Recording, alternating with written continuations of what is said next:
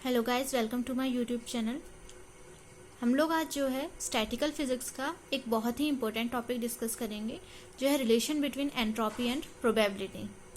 इसे ड्राइव करने के मैं आपको जो है दो मेथड बताऊंगी। आप अपने अकॉर्डिंग देख लीजिएगा कि आपको कौन सा मेथड सुटेबल लगता है। तो चलिए स्टार्ट करते हैं हमारा आज का टॉपिक। एंट्रोपी आप सबको पता होगी क्या होती है। एंट्रोपी जो होती है मेजरमेंट ऑफ रेंडमनेस होती है किसी भी सिस्टम की। और थर्मोडायनेमिक प्रोबेबिलिटी की अगर हम बात करें तो थर्मोडायनेमिक प्रोबेबिलिटी क्या होती है कि किसी मैक्रोस्टेट के करस्पॉन्डिंग कितनी माइक्रोस्टेट होती हैं आपकी, उसे आप क्या बोल देते हैं, उसकी थर्मोडायनेमिक प्रोबेबिलिटी। देखिए, इसे आप जो है एक एग्जांपल से मैं आपको समझाती हूँ। मान लीजिए हमारे पास क्या है, एक फेस स्पेस है।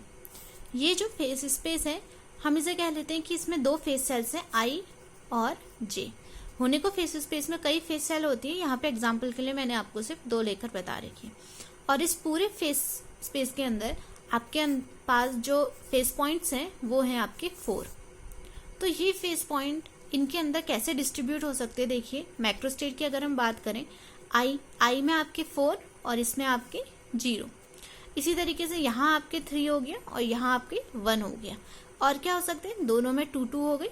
फिर यहाँ आई में 1 और नीचे 3 और इसमें आपका 0 और यहाँ पे आपका 4। तो इस वाले माइक्रोस्टेट के लिए अगर आप इस वाले मैक्रोस्टेट के लिए अगर आप माइक्रोस्टेट बनाएंगे तो वो क्या बन सकता है, ABCD कि चारों के चारों इसमें और इधर 0। पर अगर इधर वाले के लिए हम बात करें तो इसमें देखिए कितने माइक्रोस्टेट बन सकते हैं, ABC एक में और अगला आपका क्या, D अलग में। फिर यहाँ A, B और D एक में, C अलग में।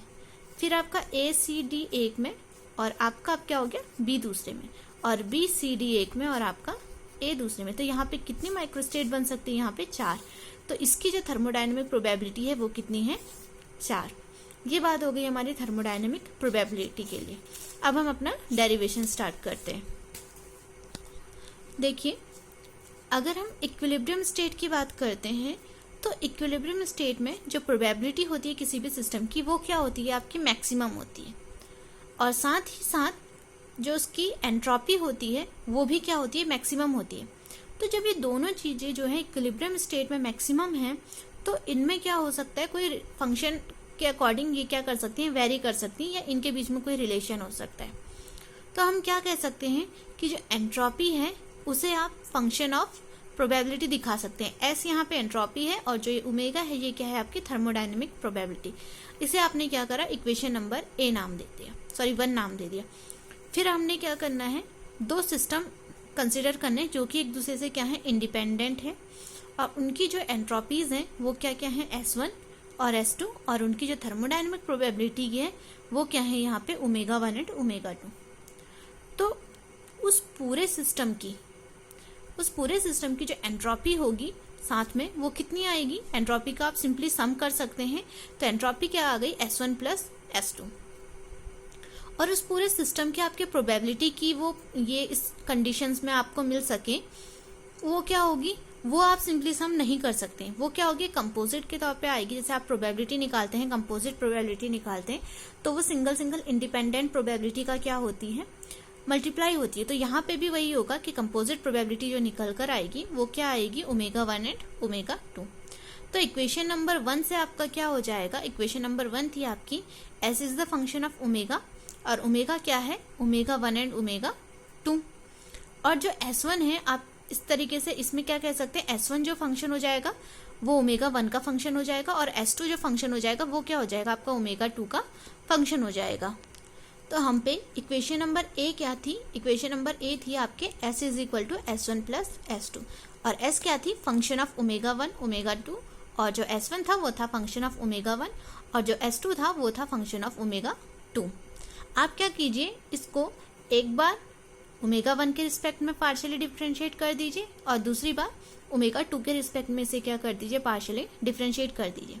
तो देखिए, आप इसे करेंगे तो फंक्शन का डिफरेंशिएशन ऐसे ही उतर जाएगा।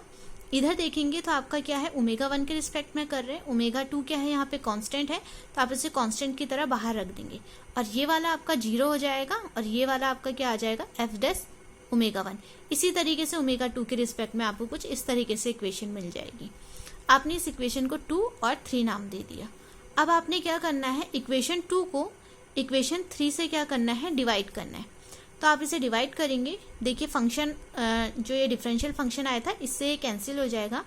आपको क्या मिलेगा, F dash omega 1 over F dash omega 2 is equal to omega 2 over omega 1। इसी तरीके से आपका यहाँ पे देखिए, इसे इसके साथ भेज दीजिए, तो omega 1 F dash omega 1 is equal to omega 2 F dash omega 2।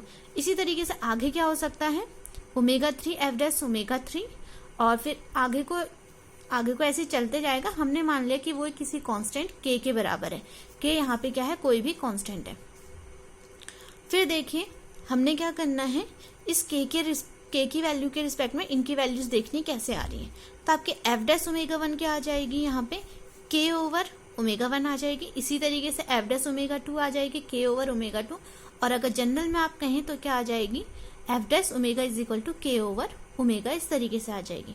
आप क्या कीजिए, इन दोनों इक्वेशनों का इंटीग्रेशन ले लीजिए। आपने क्या करा, इन दोनों इक्वेशन का एक बार इसका ओमेगा 1 के रिस्पेक्ट में और इसका ओमेगा 2 के रिस्पेक्ट में आपने क्या कर दिया, इसको इंटीग्रेट कर दिया। तो ये डिफरेंशिएशन है, इंटीग्रेशन इसका इसी तरीके से आ जाएगा। इधर देखिए k तो कांस्टेंट है, 1 ओवर ओमेगा 1 का क्या हो जाएगा, लॉग ओमेगा 1, और साथ में क्या आ गया यहाँ पे इंटीग्रेशन कांस्टेंट। सेम इसी तरीके से क्या हो गया आपका यहाँ पर हो गया। और जनरल वाले की अगर आप बात करते हैं, इसे जनरल में लिखना चाहेंगे तो जनरली आप इसे क्या लिख सकते हैं कि F omega is equal to K log omega plus C. F omega क्या था आपका, एंट्रोपी थी, तो आपका ये क्या आ गया, entropy. Entropy is equal to K log omega plus C. ये इस तरीके से बन गया आपको। आपने इसे क्या दे दी, इक्वेशन नंबर 4। अब आपने नर्स थ्योरम पढ़ी होगी। नर्स थ्योरम क्या बोलती है आपकी, कि अगर आपका जो टेम्परेचर है वो 0 की तरफ बढ़ता है तो आपकी जो थर्मोडायनेमिक सिस्टम की एंट्रोपी होती है वो भी क्या हो जाती है, 0 हो जाती है। और एक चीज़ और है, ये भी आप टर्म याद रखिएगा कि एब्सोल्यूट 0 पे आपकी थर्मोडायनेमिक प्रोबेबिलिटी हमेशा क्या होती है, 1 होती है। तो देखिए आपकी इक्वेशन कैसे चेंज हो जाएगी। यहाँ पे आपकी इक्वेशन कुछ इस तरीके से थी।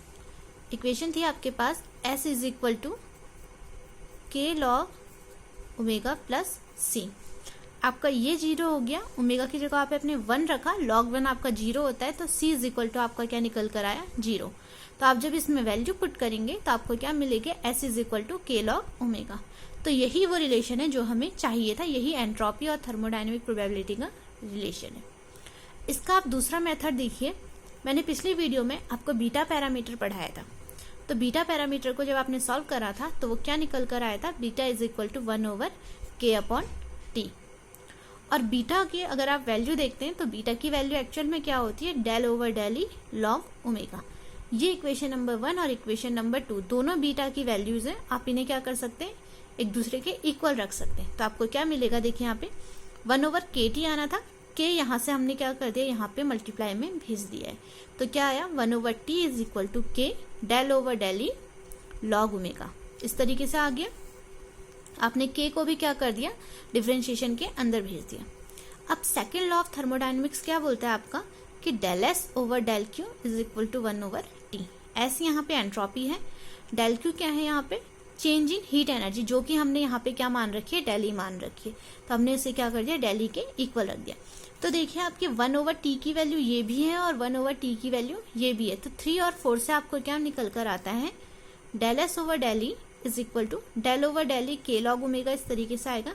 आप जब इसे इंटीग्रेट करेंगे और इसे सॉल्व करेंगे तो आपको क्या मिलेगा, s is equal to K log omega. इस तरीके से मिल गया। तो यही आपका क्या है, रिक्वायर्ड इक्वेशन। तो गाइज ये थी हमारी आज की बात, relation between entropy and thermodynamic probability. Next video में मिलती हूँ आपसे नेक्स्ट टॉपिक के संग। तब तक के लिए टेक केयर, गुड बाय।